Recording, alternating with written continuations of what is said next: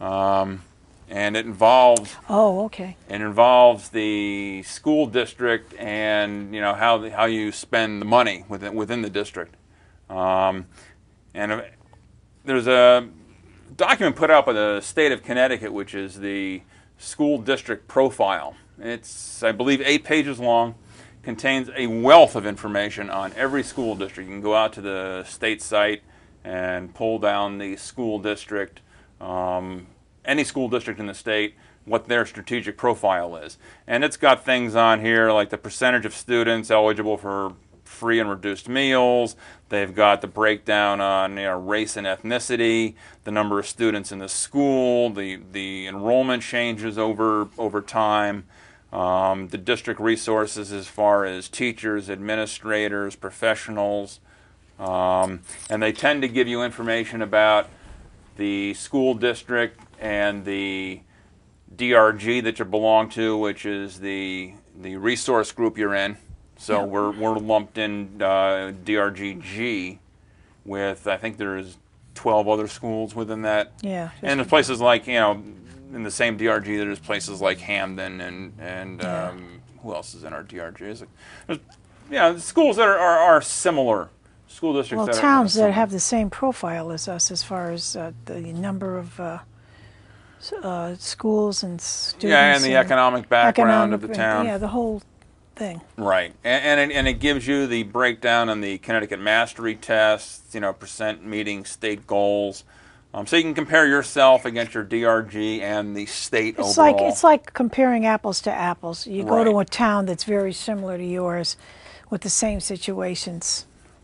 Exactly, and again, there's a lot. There's breakdowns on the SATs, on the mathematics score average, like us.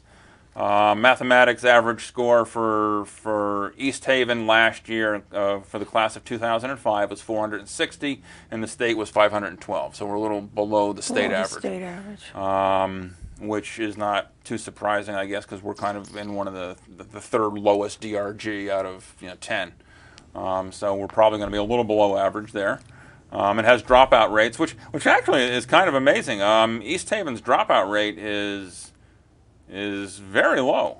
The state average for a 4-year dropout rate for the class of 2005 is 7.4%, and we're at 0.7%. Oh. So our students stick around. And then they've got a breakdown on how many are going to pursue higher education, how many are employed or in the military, and how many are unemployed. And there's a lot of information. But here's the piece that I said I was going to bring forward last show.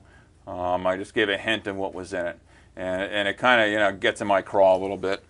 There's a page in here that shows the breakdown of expenditures, and it basically falls into 2 categories: instructional expenditures, which are teachers, supplies and equipment they actually use in the classroom, instruction and educational media services, which I guess would be things like classroom computers, books, that sort of thing.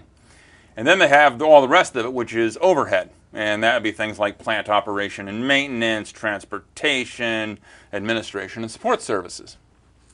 And I don't know why I did this, but I said, East Haven's looks kind of low because the national average is 63.1% spent on instruction, or what would basically be teaching.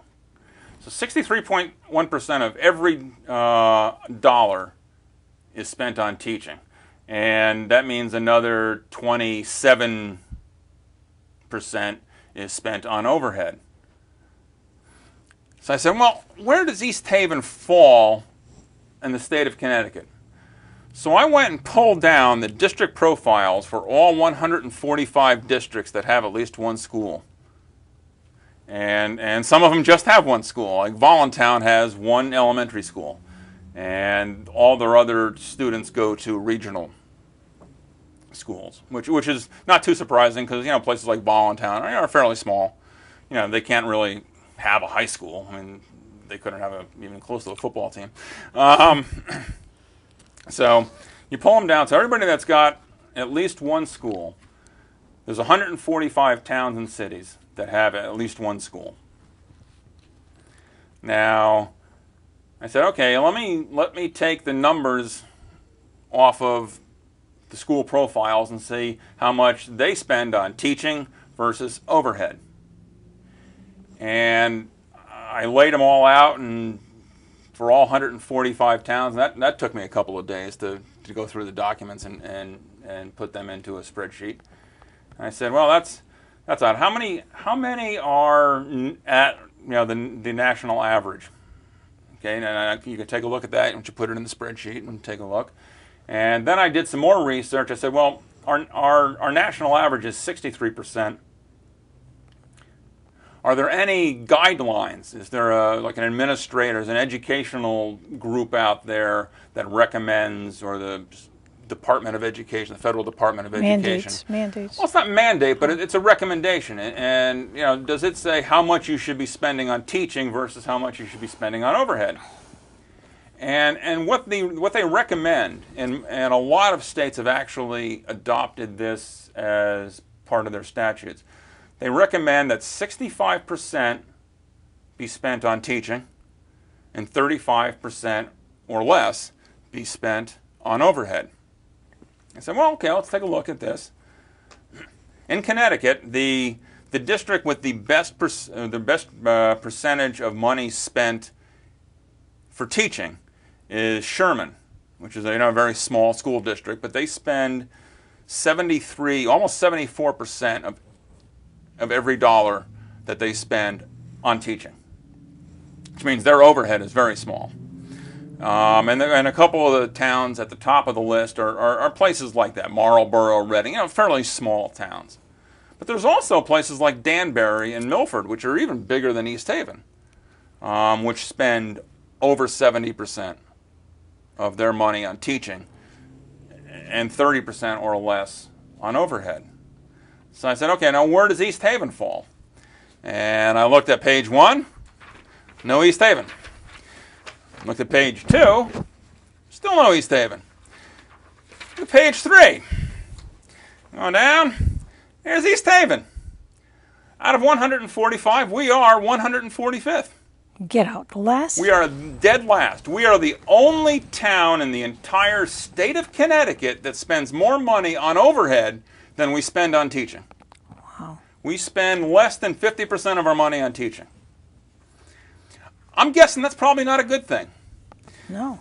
So what do you spend it on? Well, this is why, even though the mayor brags every year that he's given more money to education than anyone else, the fact of the matter is that between the increase in overhead with heat, electricity, and benefits that are out of sight, that's where most of the money goes, contractual.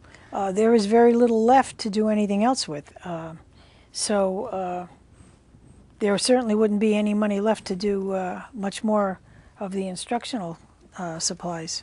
Surprisingly, if you take a look at the numbers, the amount spent on plant operation and maintenance per pupil is right in the middle for East Haven with our DRG in the state. We spend about $1,100, a little under $1,200 on plant and maintenance per pupil. Really? The state average is $1,113 per pupil. So our plant and operations aren't out of line. What is out of line is our administrators and a bucket which is called other, and something called support services, which is way out of line.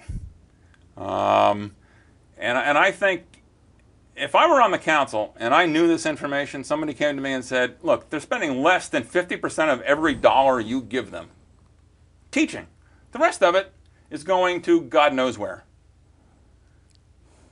As a council member, I would go, I'll give you the same amount of money you had last year.